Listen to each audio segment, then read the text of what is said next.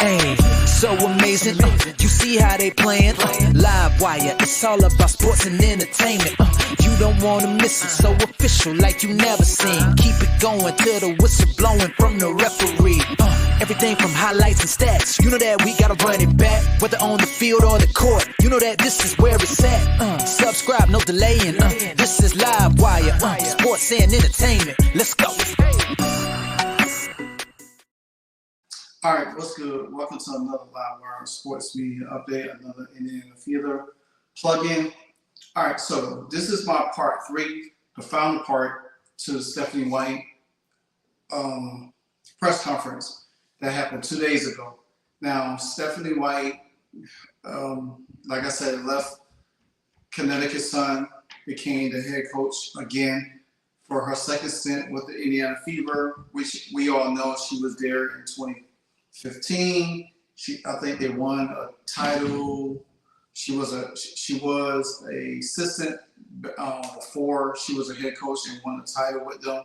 And she took them to the finals in her first year in 2015, and then she left, I think, the year after. But nonetheless, now her, Kelly, and Amber, they all talk extensively about what the future looked like for the Fever, what they expect to go forward, how fast things are going to accelerate for them, and everything like that. And it's very important to pay close attention to detail about what they're really saying, because these three right here means business. They are about business right now. They are about putting the Indiana Fever projectedly right smack deep into the playoff and contending for a championship. We're not talking about in 2026. We're not talking about 2027. We're not talking about 2028. We talking about starting in 2025. The Indiana Fever, once they take the floor again, they will definitely be looking to go to the championship or deep into the playoffs. And that's really significant how they're looking at this team. Like I said before in my other videos, Linda, when she had Chrissy Sides, they was talking about a 3 to 5 year plan. Now, nobody expect the Indiana Fever to luck up and get 2 number 1 picks, and that's Aliyah Boston and Caitlin Clark this past season. And if you think about it, Leah Boston was there, Kelsey Mitchell was there, Alyssa Smith was a draft, I think she was the number 2 pick. Lexi Hall was drafted. But now the roster is going to look completely different, because the fact of the matter is, they're already talking about trading Alyssa Smith. Again, I have back channel information that why I can talk like that. I can say ostensibly what is really going on. I have, like I said, I have back channel information on that. They haven't came out and said it, but if you listen to the press conference and you listen to Kelly talk, Kelly pretty much told you once she took office, she already evaluated the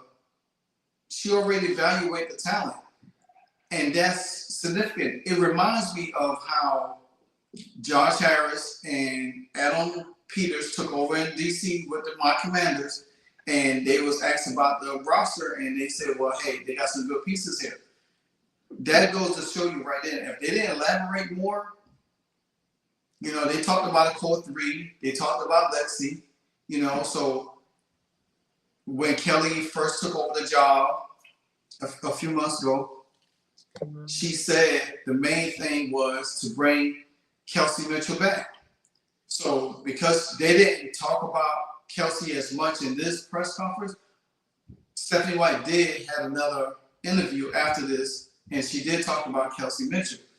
They are going to bring Kelsey Mitchell back. But the main thing is they are seeking to trade Alyssa Smith. Alyssa Smith would not be a part of this team when 2025 comes along.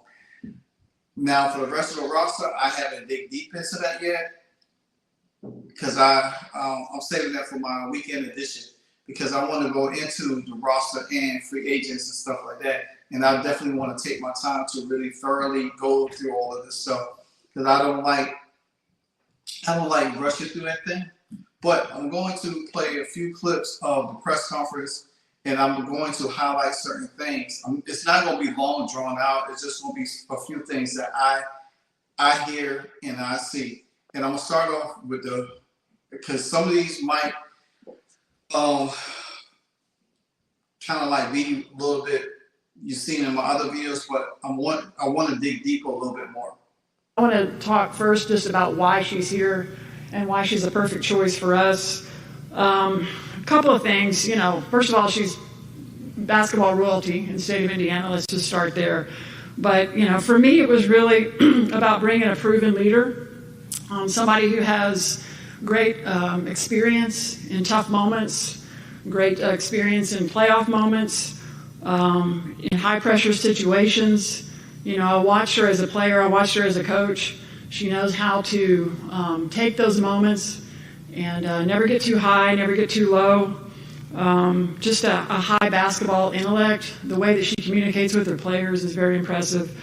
I feel fortunate, really, that we're sitting here and that we have this chance to, at this pivotal time, to really go back to work and finish some unfinished business that we had from 2015 when we left that one hanging. But super happy to be here, and I want to say welcome to her family. Her mother and two sisters are here.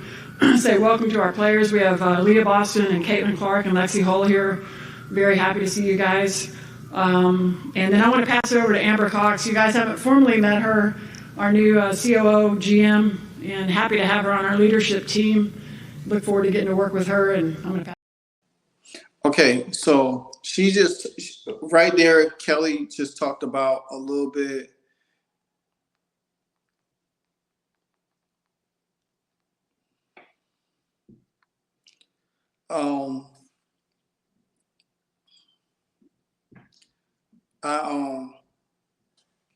She's want to highlight why she brought it back.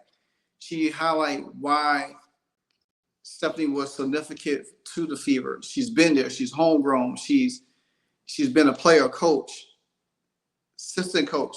She's been in broadcasting, so she has the nuance of navigating through pretty much the industry as much as she's been a coach in college with Vanderbilt. She's been a player, won a national championship with Purdue. She's coached the Connecticut Sun. She called Caitlin Clark games. She's seen Caitlin Clark firsthand, up close and personal before, literally scheming against her. But you could tell that she really wanted, when she heard that Stephanie was available, that halt everything. She said, she even alluded to like, hey, I had other candidates who I was looking at, but there wasn't like concrete candidates. She was looking at other candidates. Like, again, my back channel information was that, hey, they was looking at Lisa Bluter. Lisa Bluter was one of the ones they was talking to, but Lisa turned it down. And probably was because they knew that they wanted somebody that they familiar with. Not saying Lisa wasn't familiar, but Lisa had only familiarity with Caitlin Clark, not with the rest. And didn't know how that was going to take with her, and don't know how that was going to bring in free agents as well. So that was a risk with any coach, not just Lisa Bluter, but any coach. So now I'm gonna go into another. I think this clip right here, I think is going to highlight a little bit more of what Kelly was talking about. Yeah. So Liv, when I came in beginning of October, really had an opportunity to evaluate and fully look at everything. And so my challenge was, where do we need to make improvements? Where can we get better?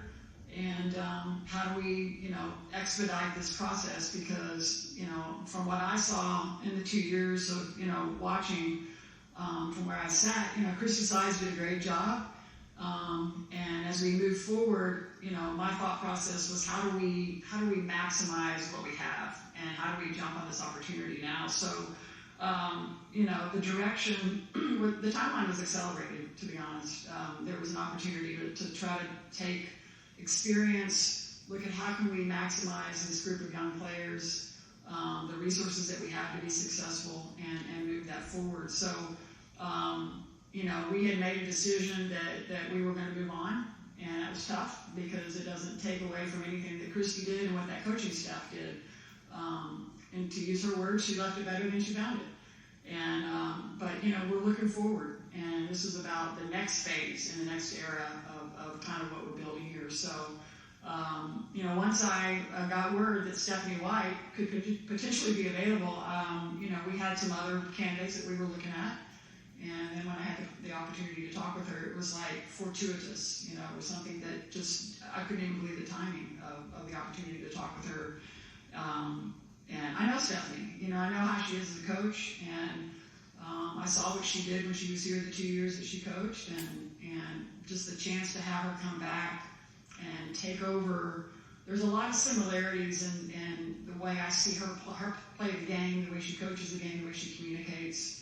And what we have very highly intellectual players. Aliyah Boston is one of the sharpest, high IQ players I've ever seen. Caitlin is as well. Lexi, we've just got a really, really high IQ group of players, and I look forward to how Stephanie can communicate with them and work with them and put them in a position to be successful. Okay, now, so a few things that she talked about right there. First, she gave Chrissy Size credit. Now, she didn't have to, but she gave it to. But like she said, when she first came in, she did an evaluation. And one of the evaluation probably was the coaching, how the players was. When a new GM and a new president come in, they probably already been watching the team from a distance. They probably were like, you know what, hey, this is not going to work. The players is not getting along. They kind of like out of sync. We need a coach that bring cohesiveness. They want a coach that come in and continue to build on his talent. They wanted to continue to maximize Caitlin and Aliyah Boston's talent, because they think about it. They on rookie deals, same as Lexi Hall. They on rookie deals. So you don't want to waste their youthful talent just by keeping the same coach, especially when you already know that your top star is not feeling her. So you want to bring somebody in that pretty much knows her game, has same kind of success, was a point guard and everything like that. And that's one of the reasons why Kelly came in. She already knew. From what I'm feeling and what I'm thinking is that they already probably had talked to Chrissy Size and tell her that, hey, we moving in another direction. You more than welcome to seek employment somewhere else. You know what I'm saying? Or they told us that, hey, once we find the candidate that we want, you more than free to seek employment somewhere else. And that's probably was. I think Chrissy Size knew her fate after the playoff. She knew her fate. So she was trying to probably make this impression. And you got to think about it. Listen to Kelly, listen to Stephanie's talk, and listen to Chrissy Size. It's night and day. It is so much night and day how the two communicate. And you think that Caitlin, Leah, and Kelsey and all of them ain't loving this, and think about like, dang, we've really got a coach that knows her business. Regardless of who she coached for, don't matter at the end of the day. Yeah, all coaches have to approve themselves. But when you got talent like that on your roster, it's hard for you to mess it up.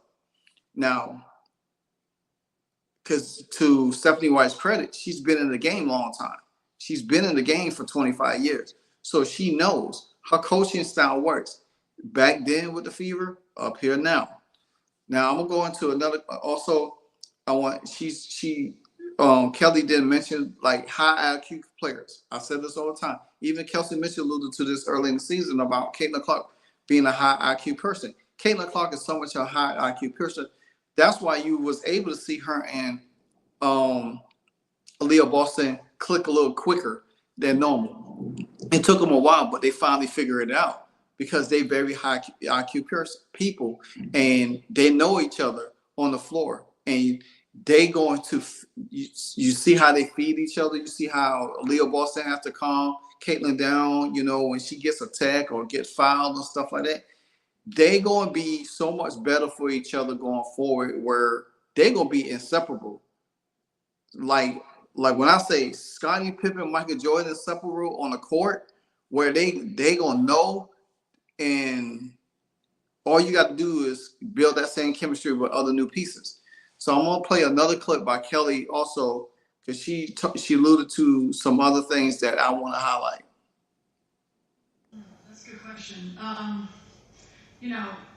Obviously I had 16 years with Tamika Catchings as our focal point, so that was a good place to start. And we were a defensive-oriented team. And but I would say I didn't play. That's all sometime on the court. But it's, there's similarities in that, you typically have like a core group that you want to build around. And then I would always add veterans, players that veterans kind of figure out, they've been in it a little bit. So, talent obviously wins as well. But there's a lot of similarities in, a point guard like Caitlin that can help make other players better. I mean, it's kind of similar to the way we started building around Tyrese Halliburton. There's ways that you can build around a player that knows how to pass the ball and get other people involved. But look, it's like Steph said, the margin of error is slim, and on any given night anything can happen. But I think that we are at a point where we have an attractive group, we have a great organization, we can attract a few free agents to come here and bolster and keep us on the path that we're on. And that is so key right there. What she said is that attracting free agents to come there. You got to be crazy if you do not want to play with Aliyah Boston and Caitlin Clark. You got to be crazy if you don't want to, because you know what kind of person that Caitlin is. She's going to get the ball. Heck, Anika Umake, Jacquel Jones, some others, Arike Umawale, they all got the first hand. Dewana Bonner, they all got first hand experience of what it's like playing with Caitlin Clark. They never had a point guard that really got them the ball, and put them in spaces. Yeah, Dewana played with Alyssa Thomas, but she's older now. She's not who she was before. And like I said, there's going to be free agents knocking down the door. They're going to be free agents who want to play for this team. Like Kelly alluded a bit in the last part of this press conference, is that they're going to continue to evaluate roster. They're going to look at free agents. They're going to continue to go into the expansion draft, looking for players. Like I said, don't be surprised if they pull players from overseas. They might take a page out of the Minnesota Lynx book. Yeah, you might got free agents right here on home, but when it comes to high IQ skill players, I think foreign players have it beat, because if you look at some of the talent in the WNBA, how many are very high IQ skill players? Not many. Now I'm gonna play. Now we didn't get to listen to Amber Cox a little bit, throughout the process, and now I'm gonna play this final clip about Amber Cox, and what made her decide to come and be a part of this Indiana Fever franchise. Krauskopf called. That was a big one, to be able to work alongside someone like Kelly. Obviously, this roster and what's happening here in Indiana, these incredible players, it was really a no-brainer. It is a role that is very similar to positions that I've held in Connecticut and Phoenix, so I'm very excited to have a foot in both the business and a foot in the basketball. Again, that feels like a very comfortable space for me to be able to marry the two together. So it's really just, as Steph said, perfect all the way around, personally and professionally. So you get to think about it. Her background, she been with the Phoenix organization and she been with the Connecticut Sun organization. So she been around winning franchises. Now she's with one of the premier franchises that have been in the league for a long time right now, and helped build this franchise and spearhead it into another realm. Like I said, they gave Lynn Dunn credit.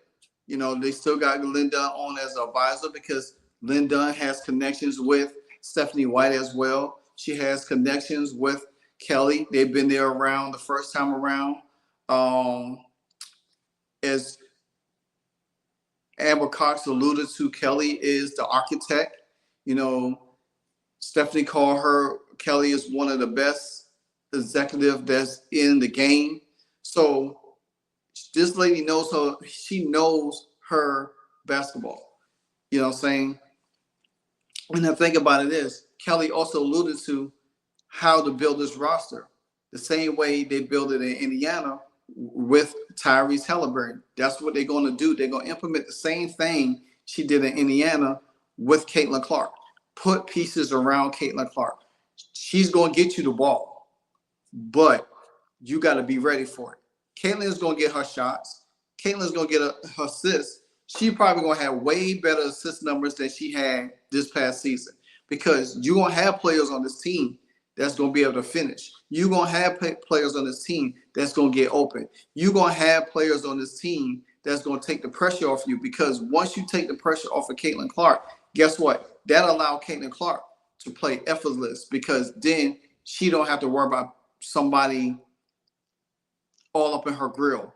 You know what I'm saying? Because now Caitlin scored 16, 17 points in the first half of the season, jumped up to about 24, 25 in the second half of the season, along with Kelsey Mitchell. Now, to start of the season, you get the key pieces that you need. Guess what happens? Caitlin could make an MVP run next year, because she will be able to score in double digits, assist in double digits, probably 20, 23, 24 points a game. And guess what that would be? That's MVP type level. And especially if they winning games, she's going to be hands down MVP out of nowhere. Because if her team locks in the number one seed, has a 20 plus winning record, and they one of the top 3 teams in the league, guess what? She's going to be MVP. So Kelly, Amber, and Stephanie, they already locked in. They already know where they're going. Like I said before, Erica Wheeler contract comes off the book. That's extra. That's more money, because then you could pay Kelsey Mitchell whatever she needs. Then you could go after a top free agent, someone like Satu Sabli. You can easily pay her. Then you still will have money left over to bring in some other pieces for probably a 1-year deal. Because then in 2026, there are going to be more free agents out there. Then you'll be able to loot them, bring more, change the roster again, or keep some of the pieces that you have and just tinker and sprinkle a little bit here and there. So my thing is this guys, like I said, Kelly, Amber, and Stephanie, they're not playing. I know a lot of people not high on Stephanie, but I say give her a chance. I think she's going to tap into the potential of these three young ladies. So, and with everything that's going on in the W with the CBA and stuff like that, it's going to be very impressive to watch how they build this roster. And I think we're gonna be shocked to see who. Like one thing I'm gonna point out, I know for sure Kelsey, Lexi, Caitlin, and Aliyah is the 4 choices. Again, everybody else is fair game. That's just my prediction on that. Everybody else is fair game. But we cannot make we cannot make we can't. I'm kind of stuck in my thought real quick. We gotta be more. I think we have to be more realistic with this team, and I think the realization of this team is championship. It all went from making the playoffs to championship now. It's championship or bust for this team. There's no more room for anything else. And again, like I said, Kelly did acknowledge, Chrissy's size, but guess what? That goes to tell you right there. She said, "Okay, Chrissy, they gave you the keys for 2 years. We let you test drive the car. Okay, you got it from A to B. Now we want to take it from B to Z. We want to finish it up because they already knew that Chrissy was never going to take this team to a championship. They knew this. Excuse me. Even when Lindell was talking about early in the season about giving Chrissy Size an extension, we all were screaming for Chrissy Size to be fired since game one because we knew that our expectations dealing with Caitlin Clark was high because we knew how she played. We knew what kind of person Caitlin Clark was. Nobody really watched Aliyah Boston. We didn't know what Aliyah Boston was. We knew Aliyah Boston got beat by Caitlin Clark in the the game before the championship a couple of years ago. But nobody knew Aliyah Boston. Now we know Aliyah Boston. So. And I just hope Leah Boston get herself in shape. I think Leah Boston get herself in shape. I think she will. I think she's going to be dedicated. I think we're going to see a different Leah Boston than we saw this year. I think Leah Boston going to have something to prove because she done heard the noise. She done got off of Twitter, but second half she picked up. She's actually she did a reverse this season. Because in the beginning of the season, the first half of the season with Caitlin, she had good scoring numbers and rebounds. But in the second half of the season, Aliyah turned to more of assisting big. She was able to find Kelsey, find Doom, take pressure off of Caitlin a little bit by passing the ball and finding open players. One thing I could say this, Aliyah Boston definitely needs to work on her free throws, and she definitely needs to be more aggressive under the rim. She was too soft under the rim this year. And the only person that she was able to dominate was Tina Charles. So, you're gonna be going up against Angel Reese and Camila Cardozo. 4 times a year. So you want to be aggressive. You want to be able to do the stuff that you need to. But again, this is my part 3 of We Mean Business, because just the things that I illustrate with y'all throughout this video and some of the press conferences that y'all listen to, is that they mean business. They not playing no games.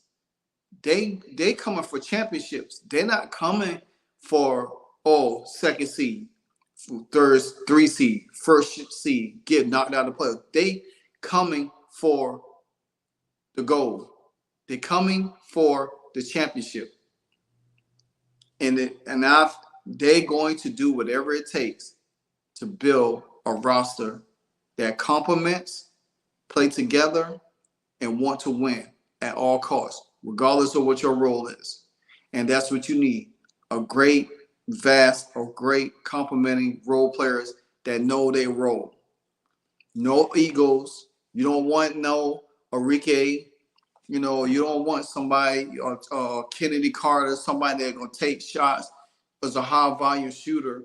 And then, they don't know how to play their role because they taking more shots than your point guard or your other 2 guard. So with that being said, continue to like, comment, subscribe. You know what it is. It's your boy, Live Wire Sports Media. This week is going to be a busy week for me for videos because I do have a few more videos I need to drop. Like I said, I think my weekend edition with the free agency stuff is be top notch. I definitely will be trying to get a live together with me and Chocolate this Saturday. So stay tuned for that. Once I get in touch with him, I'll put that live together. Then we could chop up and recap everything that we talked about or heard about. But make no mistake, the Indian Fever is here. Hey, so amazing. You see how they playing? Live wire, it's all about sports and entertainment. You don't want to miss it, so official like you never seen. Keep it going till the whistle blowing from the referee. Everything from highlights and stats. You know that we gotta run it back, whether on the field or the court. You know that this is where it's at. Subscribe, no delaying. This is Live Wire, sports and entertainment. Let's go.